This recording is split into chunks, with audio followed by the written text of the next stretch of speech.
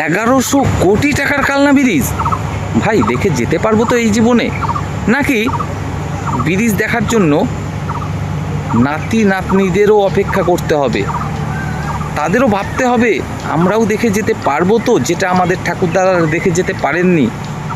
হ্যাঁ, এটা কিন্তু একটা বড় প্রশ্ন ভাই। কেন বড় প্রশ্ন? কারণ 5 বছর আগে আমাদের ভাইপো, হ্যাঁ, এই শান্তিপুরের মাটিতে এসেই তিনি কিন্তু জানিয়েছিলেন আমরা এই কালনা ব্রিজ তৈরি করতে চলেছি খুবই দ্রুততার সাথে। কেন? কারণ এই কালনা ঘাট থেকে প্রতিদিন হাজার হাজার মানুষ পারাপার হয়ে থাকে। শুধু তাই নয়, শয়ে শয়ে কিন্তু মালবাহী যানবাহন পারাপার হয়ে থাকে এই কালনাঘাট দিয়ে। যদি ব্রিজ তৈরি হয় তাহলে কি হবে? প্রত্যেকটা মানুষজনের অনেক সময় বাঁচবে, এই ঘাট পারাপার তাদেরকে হতে হবে না, তারা ব্রিজ পথে যাতায়াত করতে পারবে, প্রচুর সময় কিন্তু বাঁচবে। শুধু সময় বাঁচবে না, অর্থও তাদের বাঁচবে। যেমন উদাহরণ দিয়ে বলতে পারি, আপনি যদি বাইক নিয়ে এই কালনাঘাট পার হতে চান তাহলে গুনতে হবে 25খানা টাকা। যদি আপনি প্রতিদিন যাতায়াত করেন সেখান দিয়ে, তাহলে মাসে আপনাকে কত টাকা গুনতে হবে আশা করি অনুমান করতেই পারছেন। আশা করি খুব ভালোভাবেই অনুমান করতে পারছেন যে প্রায় 1500 টাকার কাছাকাছি কিন্তু আপনাকে মাসে গুনতে হবে। যদি এই ব্রিজটা হতো, বাইক নিয়ে আপনাকে কি টোল ট্যাক্স দিতে হতো? আমার তো দেখা নেই খুব একটা যে বাইক নিয়েও টোল ট্যাক্স দিতে হয়। যদি দিতেও হতো তাহলেও কি 1500 টাকা আপনাকে গুনতে হতো? নিশ্চয়ই না, তাই না? তাহলে ওই টাকাটা নিশ্চয়ই আপনার সংসার খরচে আপনি কাজে লাগাতে পারতেন, আপনার বাচ্চাদের ভবিষ্যতের জন্য আপনি কাজে লাগাতে পারতেন, কিন্তু পারছেন না।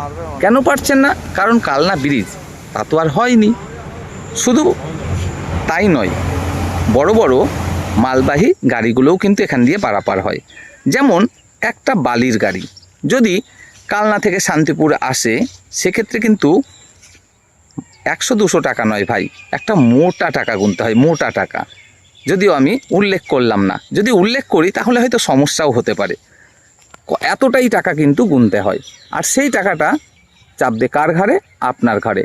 কারণ আপনি শান্তিপুরে বসবাসকারী একজন মানুষ, আপনার বালির প্রয়োজন কোনো ঘর করার জন্য বা অন্য কোনো কাজে। আপনি যে বালিটা কিনবেন সেটা আসবে ওপার থেকে, অর্থাৎ এই যে ভাড়াটা সেটাও আপনার ঘাড়ের উপরেই কিন্তু বর্তাবে।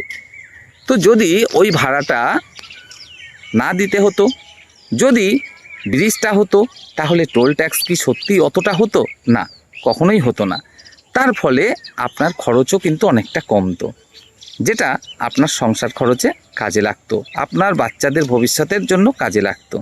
না, কালনা ব্রিজ এখনও হয়নি বলেই কিন্তু এই পরিস্থিতি।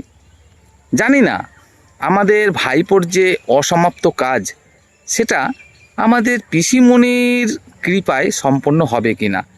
গত 5 বছর আগে ভাইপো যেটা করে দেবে বলেছিলেন সেটা তো হয়নি।